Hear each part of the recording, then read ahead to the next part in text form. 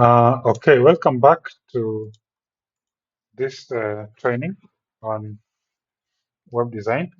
I think we were discussing um, JavaScript, and we have looked at quite a number of principles in JavaScript, but there are still three that are very pertinent for us to discuss. This is arrays and objects. Objects, of course, there's what we call APIs, and now finally putting everything together in form of a working project. So today, um, I want us to discuss what we call arrays. I think I'll open my browser window over here. So I'll share this screen also.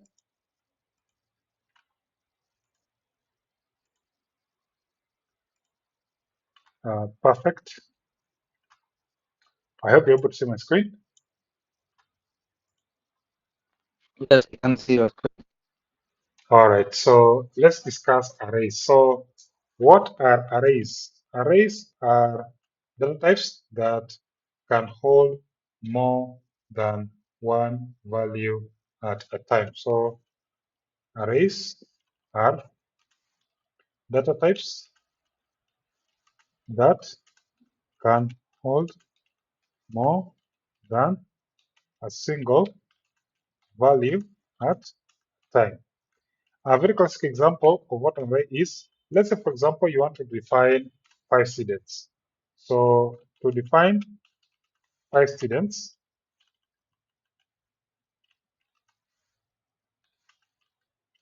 with with um, just a second.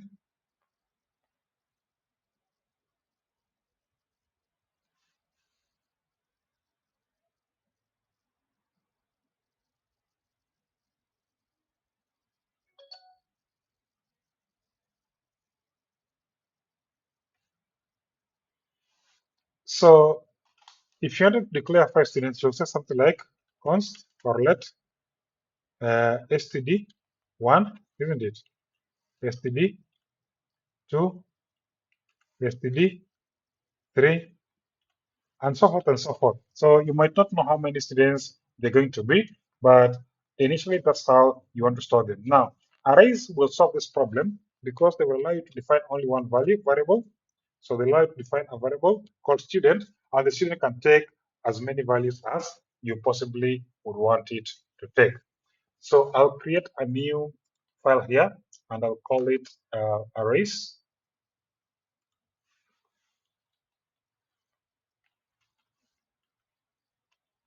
So I'll put that, and I'll say this is actually arrays. So let's say, for example, we want to declare 5 students and we want to assign the values of okay, let me use, okay, we can still use 5 students, not a big deal. So what we're going to do is, let's say we want to declare 5 students. So of course, I'll put a script here. That's the trend that we've been working on lately. I don't know, it's not picking sometimes, should be picking scripts like that. So I want to define 5 students here. So if I want to define 5 students, I'll simply say something like this. Yes, const students is equals to. Now there are so many ways of defining an array. You can define it like that. That's one way. Or you can say new array like that. So you can do that, or you can simply say students equals like that. So those two statements mean exactly the same thing. So it doesn't really matter. Doesn't really matter how you put it. Of course, I like doing it the latter way, not the former way. Okay. So for me, I prefer to use the latter way, which is const students is equals to a blank array, something like that. So that is how you declare a blank array. Now, if you wanted to assign value to the array, you could use things like, well, even before you do that, you can instantiate an array uh, with a blank value, or you can give it the initial value. So you can simply say const students equals students rather equals James, Mark, Paul, Richard, Lynn,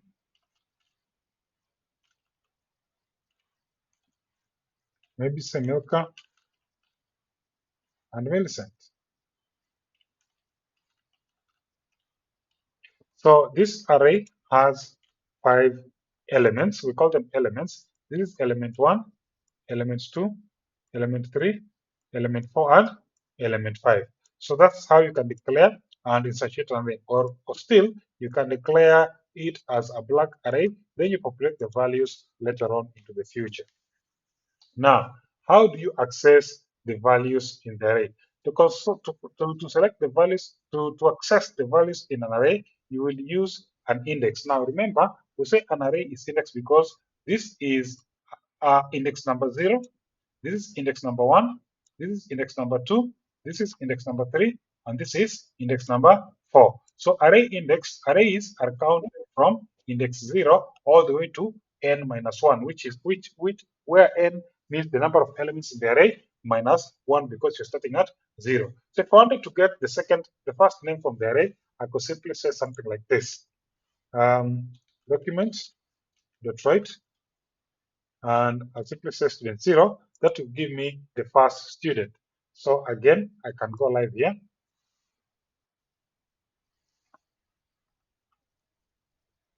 And you can see it's actually shown here, James. Okay. If I say student number 4, it should show me Millicent. If I say I want student number 1, it should show me Mark. Okay. So arrays are indexed like that. Now, it's also possible to update the value. So for example, if I wanted to replace Mark with Mary, I'll simply say something like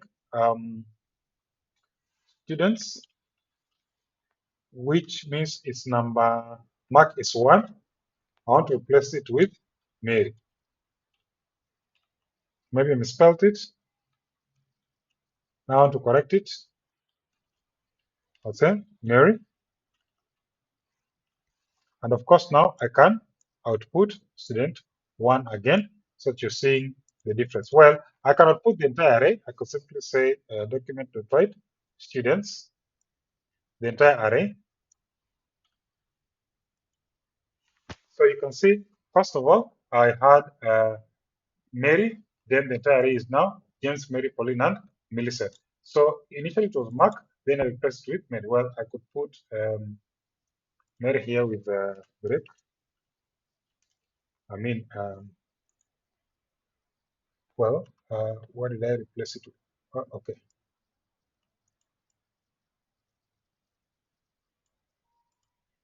So that should be plus that. So when I do that,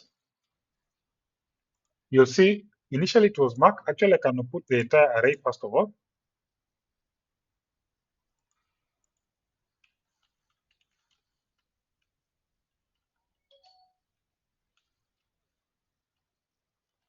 So you can see initially it was James, Mark, Mary, Pauline, and Milka. That was what the array was having. Then I extracted the first element, the second element, which is Mark. Then I replaced the second element with Mary. Then now the new array is having Mary and not Mark. So you can see that is how you define an array. That's how you access its value, the value of an element, and this is how you update the value of an element. That's very, very important because sometimes when you're working with arrays, we don't know how much data it can contain. So we might want to add as much data to it as possible. So maybe I can comment these ones. Let's say I want to add an element in an array. So we have what we call array functions.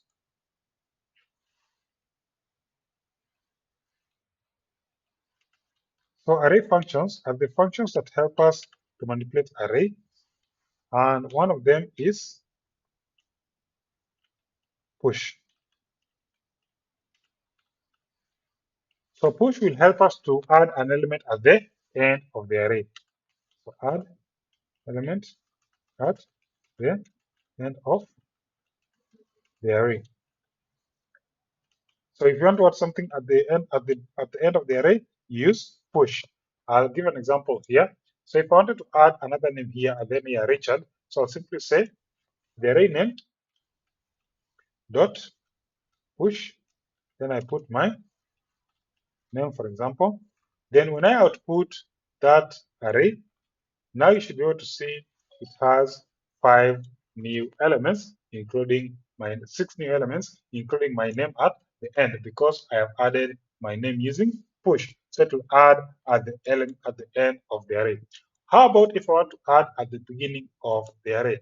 If I want to add an element at the beginning of the array, I'll use unshift.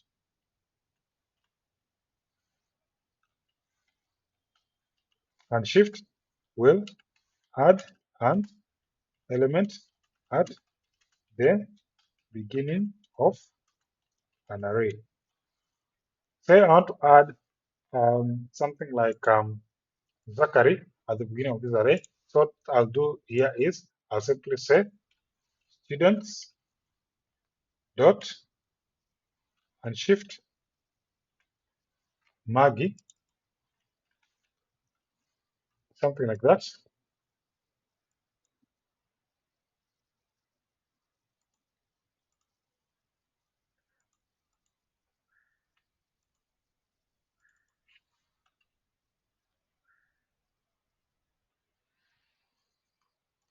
So you can see I've added Maggie at the beginning, Richard at the end.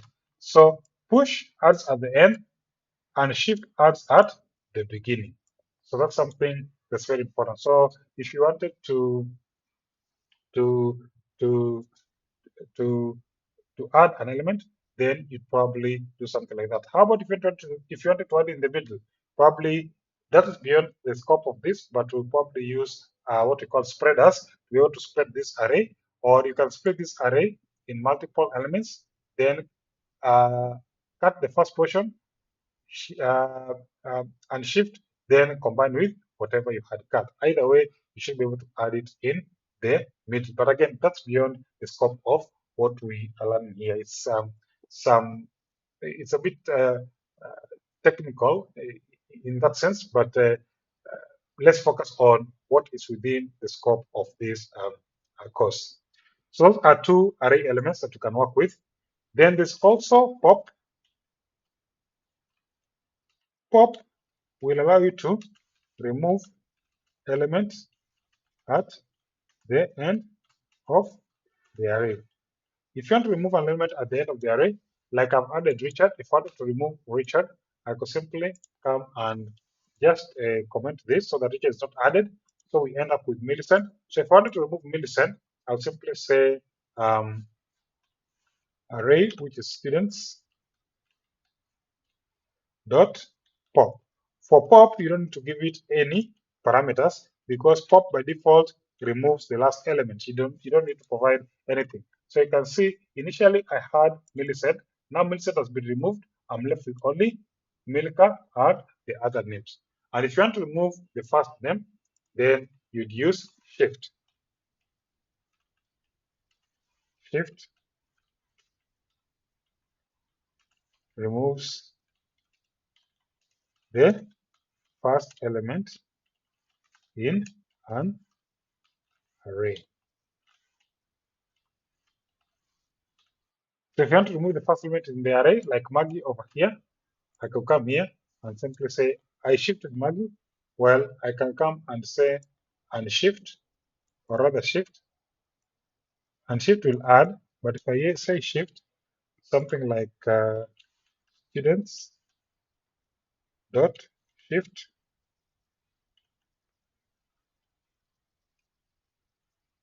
also does not include anything. So now you can see James will be removed because James was the first one, and then uh, it will be removed so that now we have only 3 elements. Mark, Pauline, and Milka, because you remove the last and the first.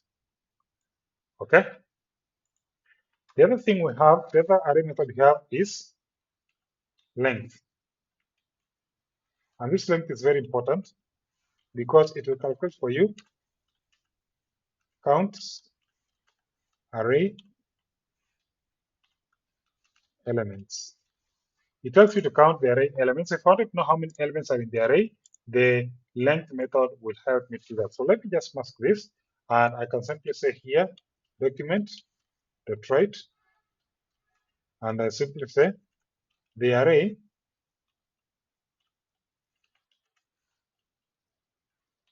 Then I can output the array. The array here can be,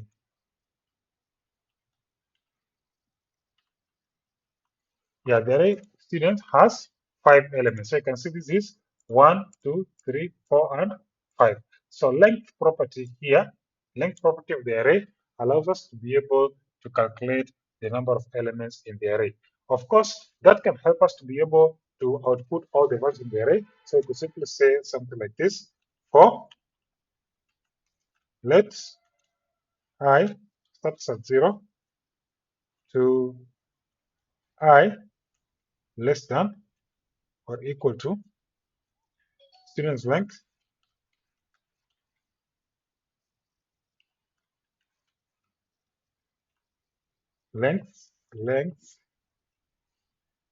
minus 1, of course, because array are 0 based index.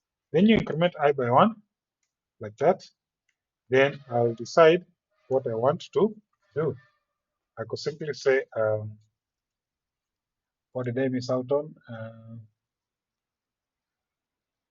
It should be 4. Yeah, it should be 4 like that.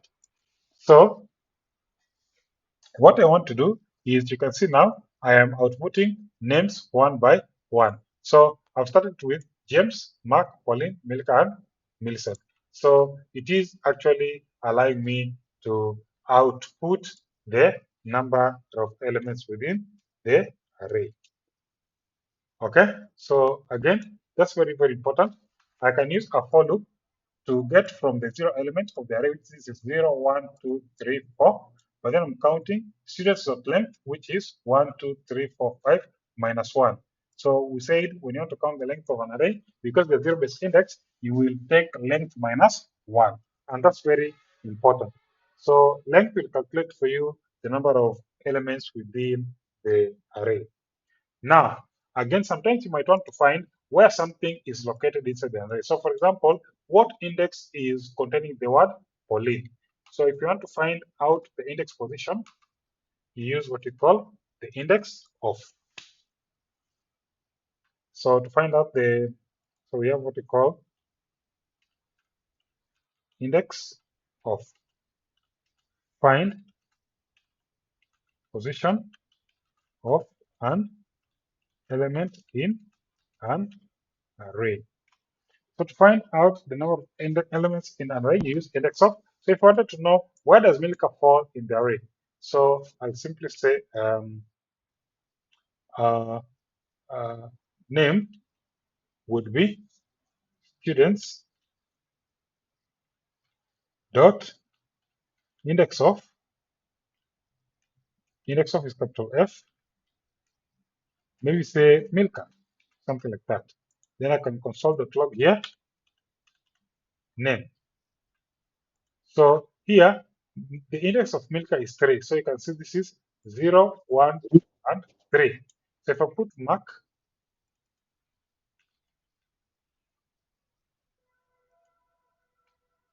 so mark you'll see is 1 because 0 and 1. So that's what indexOf does. Now, the other array element that's very important is what we call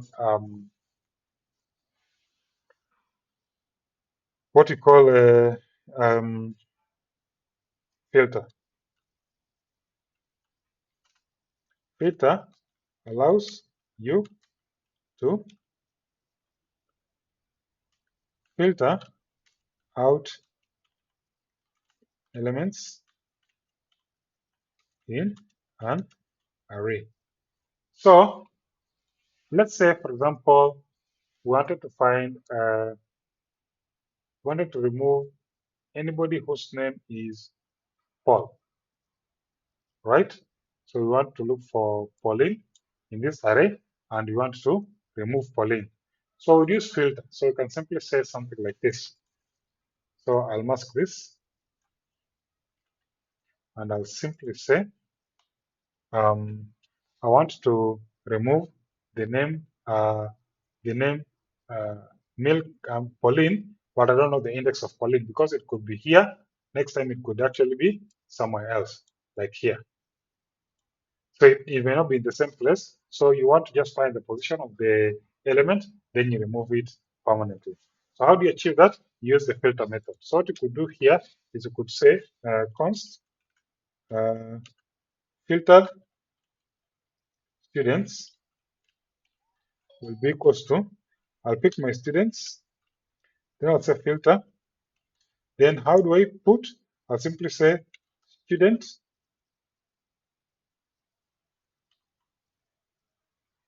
and I'll call a function, another function, and I'll say student, another student dot. I can say starts with, or I can say uh, uh, I can say I can put a value. So I can say maybe starts with M. If I want to remove them starting with M, for example, and that would be able to remove for me, would only return the ones that contain M. So when I filter, this one can be written as a long function like this. So I can write here something like uh, uh, filter, then I'll put a student, then I can put here, well, I could write it like this function. The function has the student parameter inside. Then the student is a function like that. Then I am returning this student that starts with M. So I'm returning this. That's the long format. That is the long format. And trust me, it will still work. What did I miss out on? Yeah, this is the long format, as you can see. So if you want to write, you can say students.filter, then I write a function which takes in student as a parameter. So it will take each element in this array as student.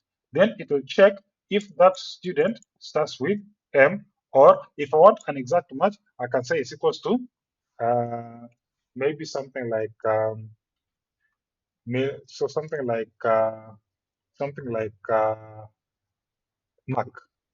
So if I want to return Mark only, I'll return Mark. If I wanted to return Pauline, I'll put Pauline to return only Pauline. But if I say starts with, it will check that the student starts with a certain letter, like M, or I can put like P, or something like that. So that's how filter works. So this is the long form of writing it. The short form of writing it is simply saying filtered students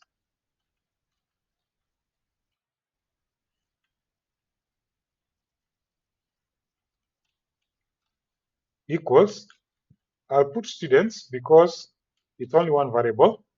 As you can see, here's only one variable. Then I'll simply say filter. Okay. Of course, students is the array, then filter.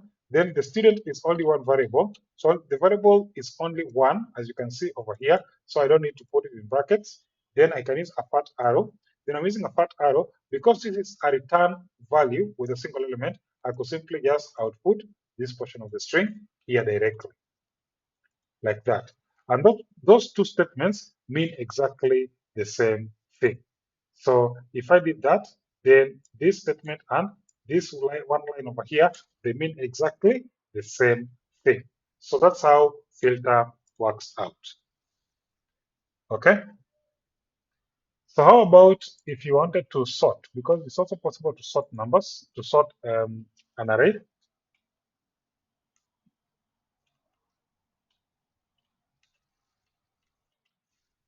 So sort, allows you to sort an array. So you might want to sort an array, then because sometimes the names will come in very awkward orders and you want them to be in a very specific order. So that way it makes it easy for you to be able to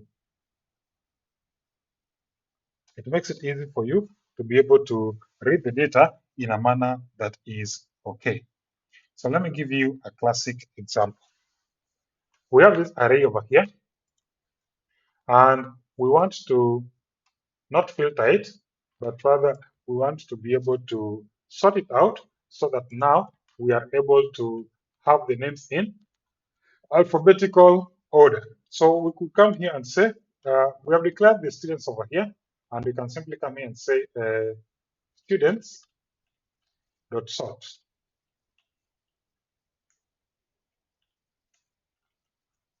like that.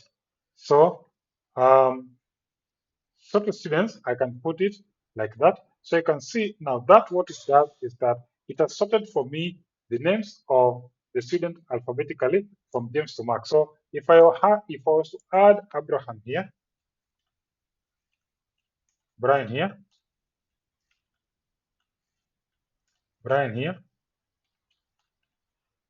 and Anne here, you'd see it has actually sorted the names alphabetically from A to Z.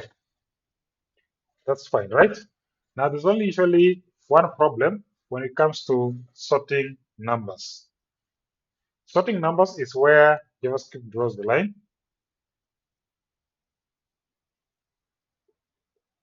Okay, so this is how it works out.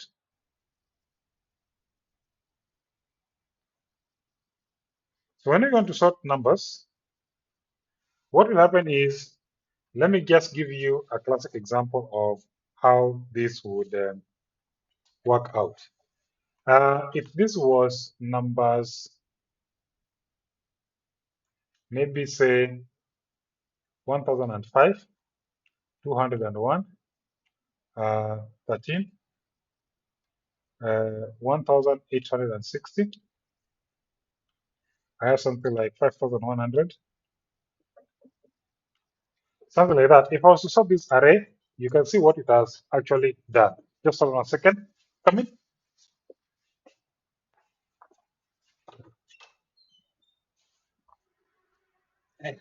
Hello.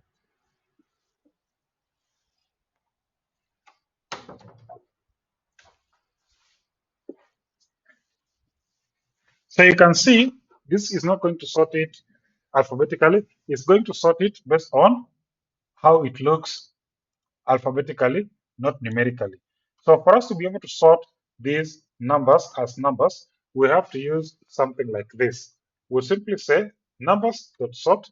Then the only thing we need to do is to pass um, um, an array of numbers, which is a function, which is taking the current number and the previous number.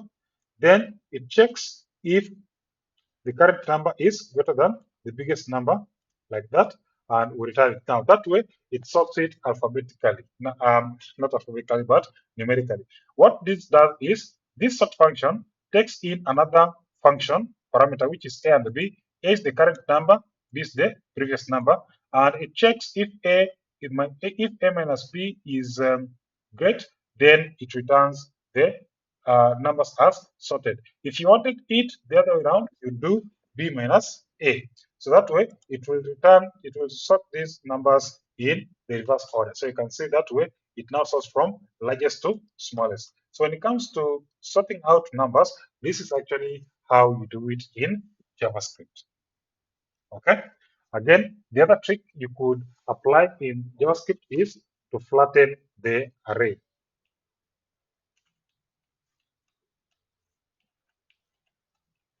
Flattening the array basically means that you want to convert the array into a string, which means you don't want it to behave as an array. I'll give you an example. You just want to output these numbers in as a string.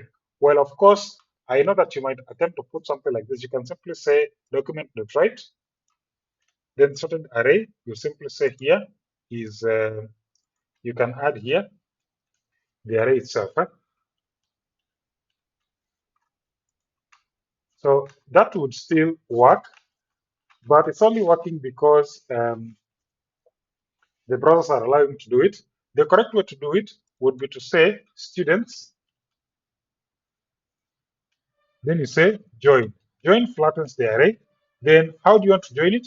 I want to join it maybe say a dash like that. So now you can see they've put the numbers, joining them with dashes. So join is the function that is used to flatten the arrays. So use join to flatten an array. Actually, I should write it the other way around.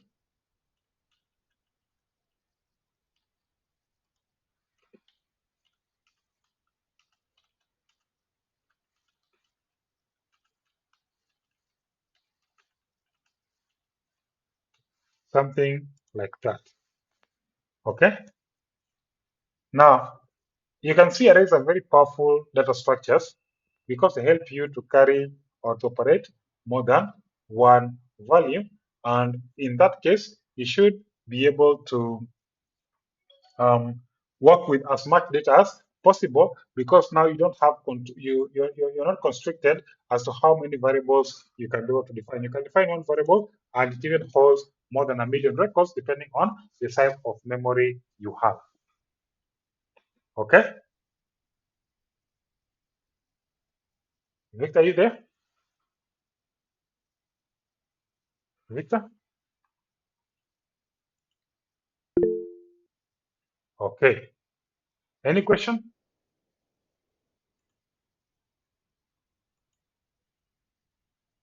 Any question?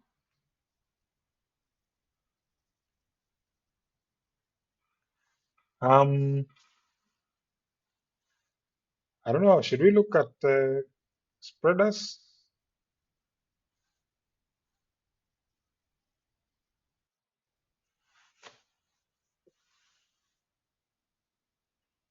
Mm,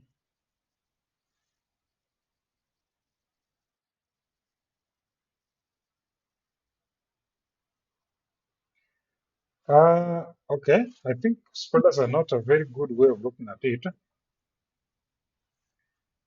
because one thing I know about spreaders is that you don't want to. Okay, anyway, let me not go down that rabbit hole. Let me just give us examples of probably how we can be able to use this. So a very classic example is let's say you want to work with arrays and you want to use it to store marks or even prices. So, even products that are being sold.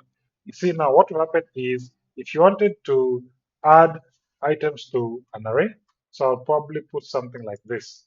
I'll, I'll probably, of course, comment all this, and I'll have here an input, a label here, and inside this label, I'll simply say add a fruit. Then I'll put input type for adding a fruit. And of course, I'll not write it like that because we have said we want to do it professionally. Then inside this fruit list, we list all the fruits that are there. So how do we go about this? It's simple. What I'm going to do is when somebody types here and say add fruit, I'll add it to the array, then populate it down there. So I can declare this like this. I can simply say const fruits is a blank array. And then I'll simply say, again, the other constant here is the fruit ID, so which is fruit input. So say fruit input, which is document get element by ID fruits, but of course you can use get query selector.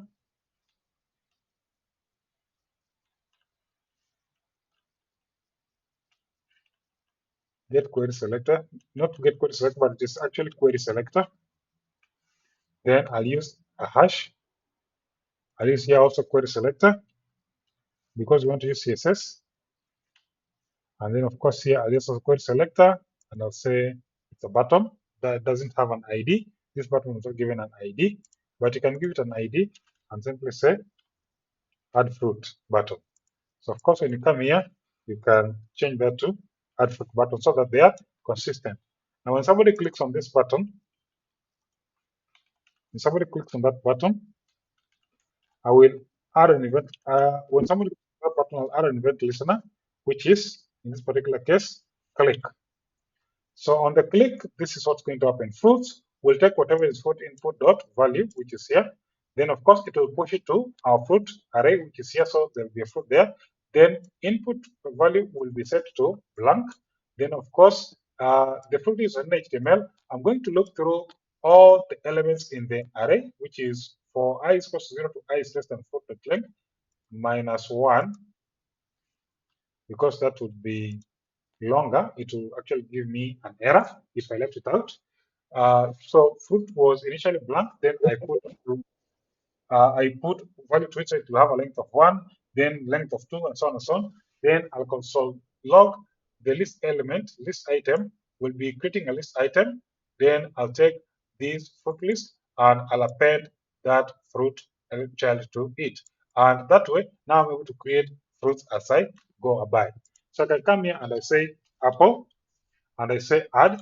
You can see, well, it does not output apple. I don't know why that is. That's the case. ULID fruit list. Fruit list is fruit list.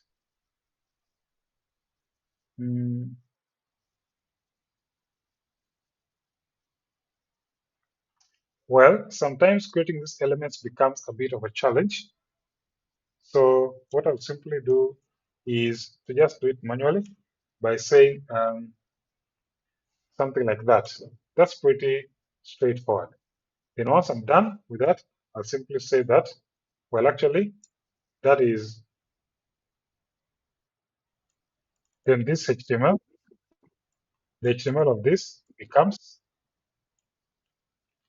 well, I could simply declare here a variable. I can say my fruit list equals blank. Then my fruit list will be that. Yeah, so that I think should be, sorry, that I think should be able to now work. So if I added here apple and add, why is it not showing? Let me see. Is there an error? No. Elements.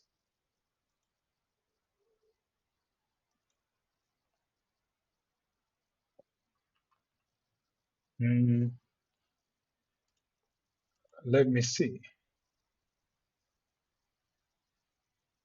That's strange. So console.log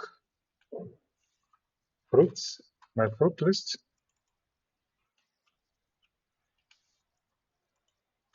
So let me come to console here and add here apple. Add. My fruit list is blank. So what I'm saying is for I is equal to 0, I is less than or equal to, sorry. So I can put here the apple. Here now I have an apple, orange, mango, banana. So now you get the idea of how now, us populating this particular portion of the website is dynamically added by somebody creating whatever. So if they wanted something like strawberries and so forth and so forth, it will be able to add them dynamically. You can also add a button to remove.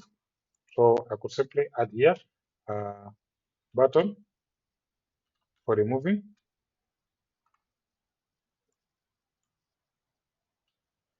For remove, I think I did this here. for remove fruit. So remove button is there. And of course, I can add,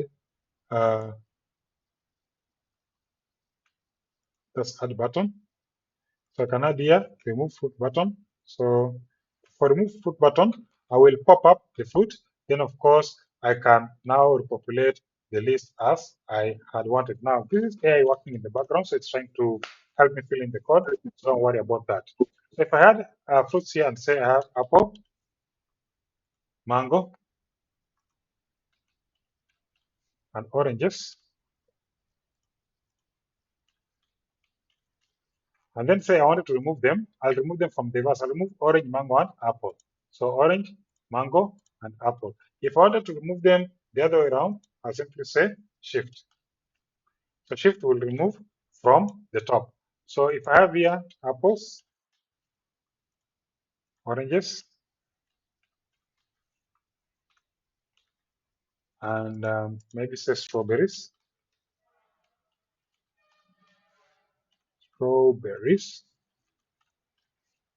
something like that. And then I now remove, you can see that it removes from the top, coming downwards. So that's the beauty of working with arrays. They are very practical in nature.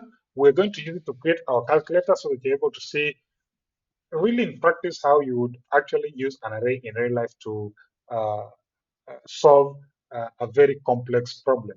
But again, for this particular case, I wanted us to be able to understand what arrays are, how you define them, how you instantiate them, the functions that you can apply to them, like push, like pop, like shift and length and sort and filter or and all that kind of stuff.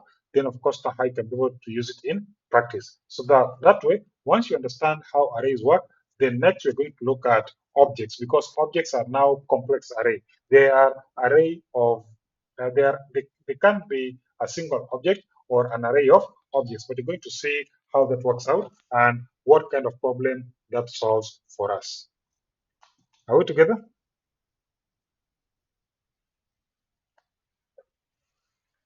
Victor? Okay. Any question up to that point? I want you to understand what arrays are and what they do and what methods they expose for you in terms of how you can add things to it, how you can remove things to it, how you can sort it, how you can filter it, and so on and so forth. Because when data comes to you most of the time, it will be coming in the form of an array. And knowing how to manipulate one will be the best skills that you can learn for yourself. All right? So I think if there's no question, I think I'll stop uh, at that.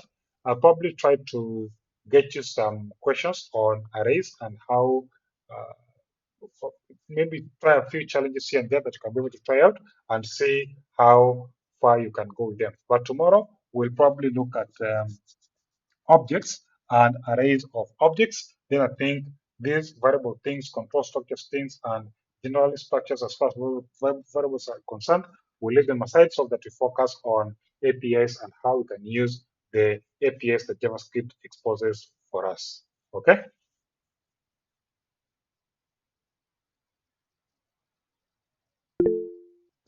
Awesome. So if there's no question, I think I'll stop at that. I hope this was recorded properly. Then I'll just share it with you immediately after this particular class for your review. Have a wonderful evening and let's talk again tomorrow.